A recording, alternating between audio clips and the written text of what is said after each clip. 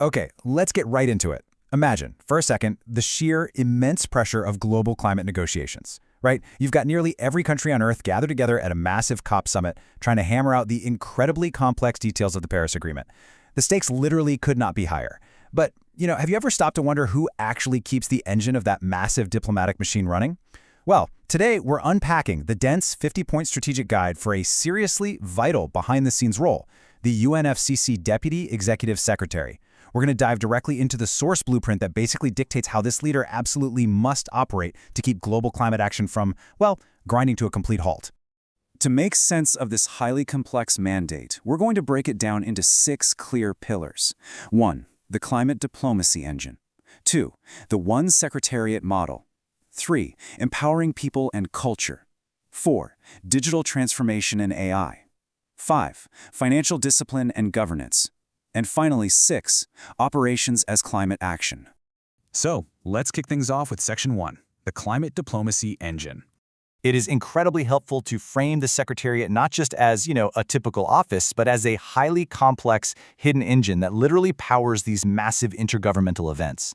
And when you think about the sheer scale of the position running it, it's kind of mind-blowing.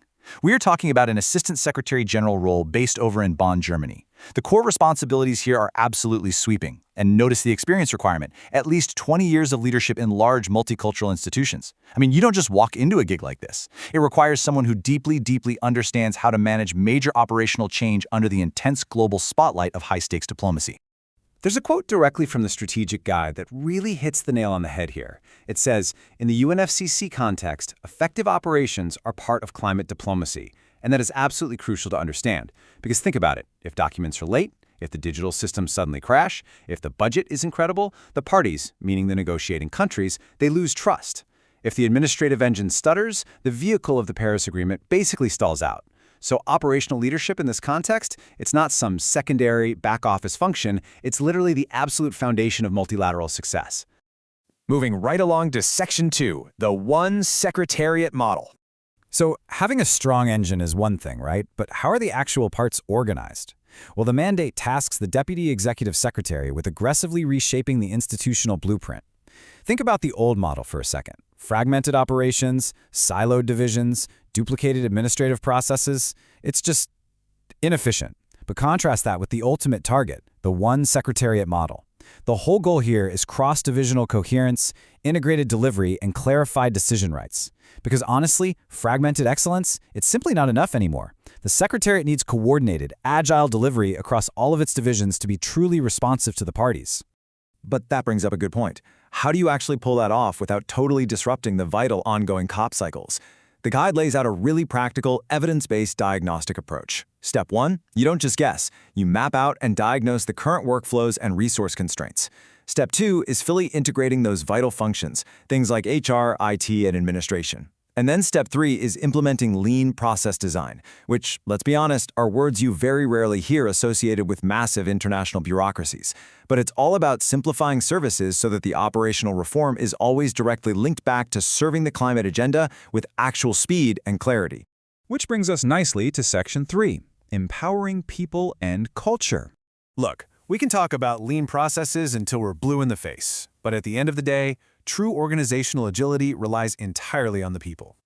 When we consider the focus areas straight from the source material, things like talent acquisition, psychological safety, disability inclusion, and the strict prevention of harassment, it's clear this is a top priority. The strategic guide is very deliberate in stating that dignity, accountability, and high performance are mutually reinforcing principles. They are definitely not competing priorities. If the staff are facing intense pressure during negotiations, well, their well-being and a safe, inclusive culture are exactly what's going to sustain that high-quality delivery. Next up, Section 4, Digital Transformation and AI. Modernizing the Secretariat's institutional memory and technical capabilities is a massive pillar of this mandate, which naturally raises a pretty fascinating question. How exactly does a strict, intergovernmental diplomatic body use artificial intelligence responsibly? I mean, in an environment where neutrality, security, and trust are absolutely paramount, introducing emerging tech can definitely cause some friction. The blueprint answers this by clearly defining what they call AI-augmented operations. It's about using technology to reduce duplication and dramatically improve access to knowledge. But And this is the absolutely key phrase here. It has to be governed strictly by privacy, cyber resilience, and human oversight. Technology must always, always be governed by UN values. Modernization can never undermine ethics or human judgment. It's about augmenting human capability, for sure, but definitely not replacing it. All right, on to Section 5, Financial Discipline and Governance. Because let's face it, you really can't have an effective operation or adopt all this new technology without stellar financial stewardship and rock-solid enterprise risk management. The Deputy Executive Secretary takes on massive budget responsibilities. We're talking biennial program budget planning, sustainable financing, and strict cost transparency. And why does all this actually matter? Because credible budget negotiations with the global parties depend entirely on transparent trade-off analysis. If the financial data is clear, if it's audit-ready, it builds trust. And as we know, in international climate diplomacy, trust is the currency that actually gets things done. And this leads us directly to a really crucial tenet. Good governance prevents problems and accelerates responsible action. The mandate heavily stresses the importance of delegation of authority and very clear decision rights.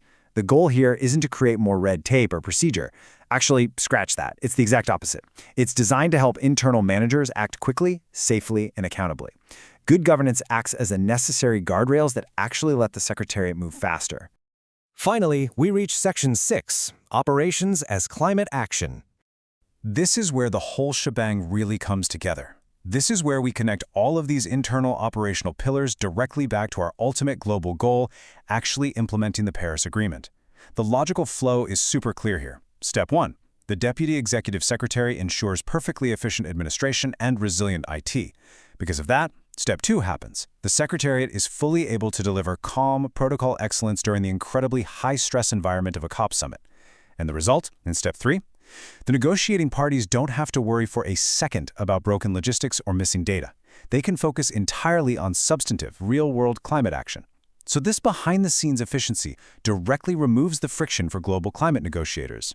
So I want to leave you with a final, kind of provocative thought from the source material regarding this long-term transformation roadmap. Can operational excellence in those initial 100 days rewrite the future of global climate diplomacy? I mean, when the invisible machinery of the UNFCCC Secretariat is agile, tech-enabled, and financially disciplined, it literally makes the heavy lift of international climate treaties possible. But I'll leave it to you to consider just how much of our climate future depends on those gears turning silently in the background. Thank you so much for joining me for this explainer today, and I really hope you walk away with a profound appreciation for this massive, vital operational engine.